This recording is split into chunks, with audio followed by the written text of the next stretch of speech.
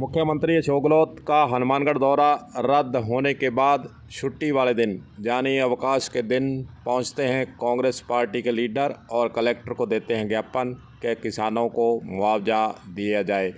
किसानों का मुआवजा देने का जो ज्ञापन दिया गया है यह है पहले जब यहाँ पर किसानों का धरना लगा हुआ था उसके बीच भी कांग्रेस पार्टी के लीडर जा सकते थे, किसी ने मना ही नहीं की थी। लेकिन जैसे ही मुख्यमंत्री का दौरा रद्द होने की सूचना मिलती है तो फिर कांग्रेस पार्टी को याद आता है चलो हम भी किसानों के पक्ष में ज्ञापन दे ही आते हैं। यह सिलसिला हनुमानगढ़ में देखने को मिला है।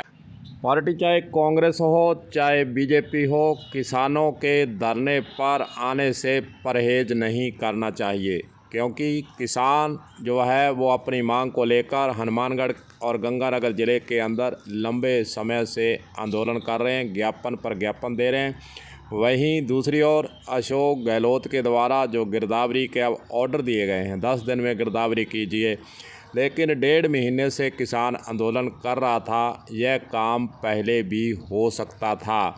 अशोक गहलोत के पास ज्ञापन और खबरें तुरंत पहुंचती हैं, क्योंकि मुखिया है, मुखिया के पास पल पल की खबर रहती है कि कौन से ज़िले के अंदर क्या आंदोलन चल रहा है, मांग क्या है और कौन आंदोलन कर रहा है।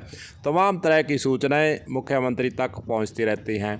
फिर भी मुख्यमंत्री के द्वारा अब देरी से 10 दिन में गिरदावरी कीजिए ताकि किसानों को मुआवजा देने की बात हो सके। यह काम बहुत पहले हो सकता था, लेकिन मुख्यमंत्री का जो हनुमानगढ़ और गंगानगर दौरा रद्द हुआ है उसके पीछे भी राजनीतिक कारण है, क्योंकि कांग्रेस पार्टी को लगा कि किसानों का वहां पर विरोध हो रहा है और किसानों के द्वारा कहा गया था कि हम मुख्यमंत्री के किसान संवाद के अंदर जो है लीडर जो आंदोलन कर रहे हैं वे बातचीत करना चाहते हैं। वहीं दूसरी ओर गंगानगर के अंदर तो किसानों ने विरोध जताया हुआ था कि हेलीकॉप्टर तक उतरने नहीं देंगे, इसलिए राजनीतिक सोच के तहत मुख्यमंत्री का दौरा रद्द करवाया गया है कि कांग्रेस पार्टी को अगर यहां पर विरोध सहना पड़ा तो उसका चुनाव में नुकसान होगा। पार्टी कोई भी हो वह अपना नफ़ा नुकसान देखकर चलती है और जो आंदोलन कर रहे हैं उनकी मांगों के प्रति उनका जो सोच है वो राजनीतिक रूप से सोचा जाता है कि फ़ायदा होगा या नुकसान होगा। उनकी जो मांगे हैं उस पर कोई सरोकार नहीं होता है, क्योंकि विधानसभा चुनाव है। अब प्रत्येक पार्टी अपना नफ़ा नुकसान देखकर ही चल रही है ताकि वह आने वाले चुनाव में ज़्यादा से ज़्यादा फ़ायदा ले सके। उसकी नज़र फ़ायदा लेने की तरफ है, न कि किसानों की मांगों की ओर सकारात्मक रुख अपनाते हुए उसे पूरा करने की प्रति उनकी सोच बनी है।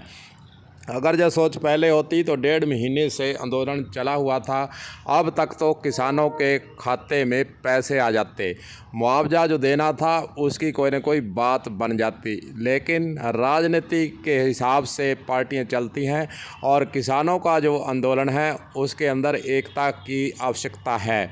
अगर किसान एक होंगे और बीजेपी, कांग्रेस, सीपीआईएम, आप पार्टी इन पार्टियों को छोड़कर कोई मुद्दा बनाकर लड़ेंगे तो ही प्राप्त किया जा सकता है। हालांकि कुछ बीज कंपनी की दुकानों पर जांच हुई है, लाइसेंस निरस्त किए गए हैं। यह काम पहले भी हो सकता था, लेकिन अब दबाव ज़रूर बना है। किसानों का दबाव प्रशासन पर और सरकार पर ज़रूर बनता दिख रहा है।